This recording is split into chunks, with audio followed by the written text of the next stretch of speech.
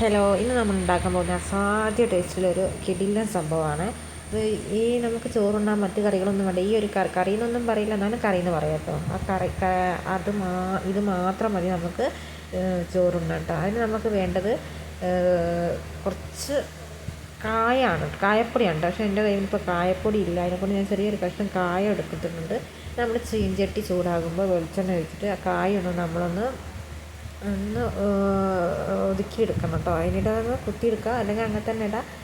ഈ കറിയിലേക്ക് ഏറ്റവും ടേസ്റ്റ് എന്ന് പറയുന്നത് ഈ കായത്തിൻ്റെ ഒരു ടേസ്റ്റാണ് കേട്ടോ ഉണ്ടാകുന്നത്. ഈ കറി നമ്മൾ ഇന്ന് കൂട്ടുന്നതിനേക്കാട്ടും ടേസ്റ്റ് ഇതൊന്ന് കറി വെച്ച് കഴിഞ്ഞ് നമ്മൾ ഉപയോഗിച്ച് കഴിഞ്ഞ് കുറച്ച് ഒന്ന് ഫ്രിഡ്ജിൽ വെച്ച് നാളെ ഒന്ന് ഉപയോഗിക്കണം. നല്ല ടേസ്റ്റ് ആയിരിക്കും. അപ്പോൾ നമ്മൾ വെളിച്ചെണ്ണയിലേക്ക് തന്നെ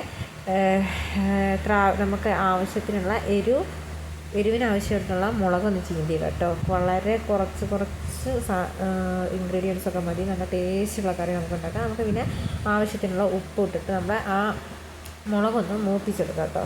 ആ മുളക് ഒന്ന് മൂത്ത് വന്നതിന് ശേഷം പിന്നെ നമുക്ക് വേണ്ടത് മോരാണ് കേട്ടോ. ഇതാണ് മോര്. ഞാനിപ്പം കുറച്ച് കറി ഉണ്ടാക്കുന്നുള്ളൂ. അപ്പോൾ നമ്മൾ മുളകൊന്ന് മൂത്ത് അതിലേക്ക് നമ്മൾ കുറച്ച് മോര് ഒഴിച്ച് കൊടുക്കുകയാണ്. അത് മോരൊന്ന് ചൂടായി വരുമ്പോൾ നമുക്ക് അതിലേക്ക് സ്വല്പം മഞ്ഞൾപ്പൊടി ഇട്ട് കൊടുക്കണം കേട്ടോ. വളരെ കുറച്ച് മഞ്ഞൾപ്പൊടി ഇട്ട് കൊടുത്താൽ മതി. പിന്നെ അതൊന്ന് നന്നായിട്ടൊന്ന് പതച്ച് വരണം കേട്ടോ. നമുക്കിനി ഫ്ലെയിം നന്നായിട്ടൊന്ന് പതച്ച് വന്നിട്ടുണ്ടെങ്കിൽ നമുക്കിതൊന്ന് ഓഫാക്കാം കേട്ടോ. നമുക്ക് ഏറ്റവും സിമ്പിളായിട്ട് ഉണ്ടാക്കാം, പക്ഷെ നല്ല ടേസ്റ്റുള്ള കറിയാണ്. നമുക്ക് ആവശ്യത്തിനനുസരിച്ച് ഞാൻ കുറച്ച് മുളക് ഇട്ടിട്ടുള്ളൂ കേട്ടോ. എത്ര വേണമെങ്കിലും മുളകിടാം. എത്രയധികം മുളകിടുന്ന അത്രയും ടേസ്റ്റ് ഉണ്ടാവും. നമ്മളത് നന്നായി പതച്ച് ഫ്ലെയിമൊക്കെ ഒന്ന് ഓഫാക്കാം കേട്ടോ. എളുപ്പത്തിൽ ഉണ്ടാക്കാൻ പറ്റിയ അടിപൊളി ഒരു കറിയാണ്. നല്ല ടേസ്റ്റി ആയിട്ടുള്ള കറിയാണ്. എല്ലാവരും